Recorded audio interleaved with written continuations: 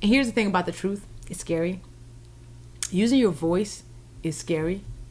It's not that you will wake up one day and feel comfortable about possibly being the only person who wants to say something in a room.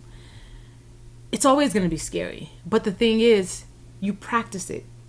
Each time you insist on challenging what's not okay in a room that you're in, you're practicing your truth-telling muscle.